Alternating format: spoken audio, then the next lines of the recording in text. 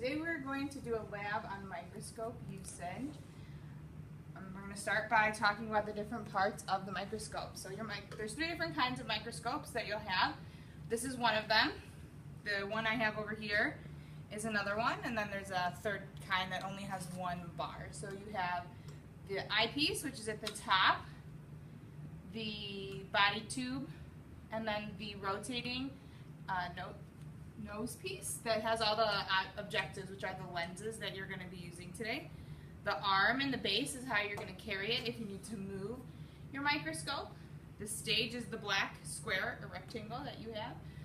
And then the stage clips are on there to hold the slide that you're going to make in place. You have the coarse adjustment knob, which is the big knob. The fine adjustment knob, which is the smaller knob. On this microscope, the coarse adjustment knob is big, and then the fine adjustment knob is within the coarse adjustment knob. And then some of the other microscopes only have coarse adjustment. They don't have fine adjustment. You have the light source at the bottom that sends light through the diaphragm, and you can change the amount of light by spinning the diaphragm underneath the stage. You want the most amount of light to get the best picture. We're going to start by talking about how to focus. So some microscopes have 3 lenses, some have 4. You'll always start on the lowest power, and then you are going to use the coarse adjustment knob to adjust until you can see a clear picture. So if you go too fast though, you'll miss the part of the slide, so make sure that you're adjusting the coarse adjustment knob slowly so that you don't miss the slide.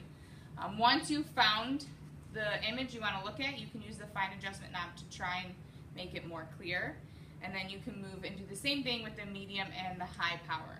When you get to the high power lens, you have to be careful not to move the stage too high up so that the slide and the lens hit. If the slide and the lens hit, then there is a chance your slide will break. So please be careful when you're doing that. You shouldn't have a problem with today's lab either. So if we talk about how many times bigger, you're talking about magnification. There's a number on your eyepiece. Everybody's eyepiece is 10 times. And then each lens has a number on it which will tell you how many times that lens is, and you'll multiply the 2 together to determine the magnification. So on the lower power, the lens is 4 times, so the eyepiece is 10, so 10 times 4 is 40. For medium, 10 times 10 is 100, and then for high, 10 times 40 is 400.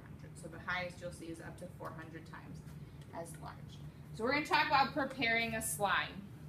When you prepare a slide, there's 2 pieces that you'll need. You'll need a glass slide and then a plastic slip cover. Make sure your plastic slip cover doesn't have a crack or a bend in it. If it does, just ask for a new one, but please try not to bend them. Before you get started, make sure that your slide is clean, so you might need to add a little water, wipe it off kind of like you would clean your glasses. But we want to make sure that we don't have any fingerprints or anything on there, otherwise that's what we'll see. Same thing with your slide slip cover. Once you've determined what you want to take a picture of or look through the microscope with, I'm going to look through this little piece of paper towel, and you're going to put it in the middle of the slide, and then you will take a couple drops of water. You shouldn't need more than 2, maybe 3 drops of water, so that the thing that you're looking at is covered with water, and then you're going to drop the slide. So you'll drop the slip cover. You'll start at a 90-degree angle and move its way down so that it's covered like that. You want it to be totally covered. You don't want there to be any air bubbles or anything, otherwise that's what you'll see. All right, and we'll talk about cleaning the slide in a moment. Once you get to the slide, the slide on the microscope, you're gonna look through it to see what you are gonna be looking at. So you put the slide underneath the stage clips, and then make sure you want your microscope to be plugged in, so make sure it's turned on. You can adjust the amount of light that is seen through. You want the most amount of light. It'll give you the best picture. And then you'll always start on the low power. So this one actually has 4 powers. This is just 10 times. There's no lens on it, so it's just the eyepiece, but we can actually just go to the low power. These turn, so if you want, you can look through the microscope this way, or you can look through the microscope this way, or you can go on. That doesn't really matter how you look through it. Okay, and once you're going to look through, and you're going to move your coarse adjustment knob, and you will find the image. You'll look through, and then you're going to make a drawing. When you're making the drawing, you need to use the entire viewing area is what you're going to draw in the circle provided. So I'm going to draw what I see at low power, which is what I have. So right now I'm looking at that piece of paper towel, and there's some couple little air bubbles that I see, and then I see all these kind of crisscrossing lines. And today you're just going to use your iPad to draw, but on tomorrow we're going to do a lab where you're going to do it on paper, so you need to bring colored pencils tomorrow. So please try and remember to bring your colored pencils tomorrow. And then the paper towel actually also has these little colored fibers in them, and they almost look like little blobs. And they're red and blue, but I don't have a blue marker, so points off for me.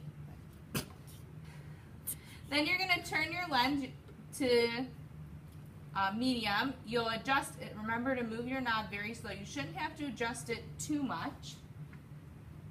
And now I see those same lines again. This time they're a little bit bigger. I'm getting a closer view of the same thing, so I'm going to draw my little lines. And now my red fibers are still there, but they're a little bit bigger. There's a big red one over here, and there's like a little red one right there. So I'm going to do the same thing with high. Okay, you shouldn't have to adjust it that much. Okay, you might need to use your fine adjustment a little bit more here. And now my fibers are actually pretty thick. You know, on your iPad you can make the lines thicker, but just here on the board. So I have these really thick fibers, and actually there aren't any colored fibers in this view that I'm looking at. Okay, so I labeled all my drawings, low, medium, and high. Those are prompted for you.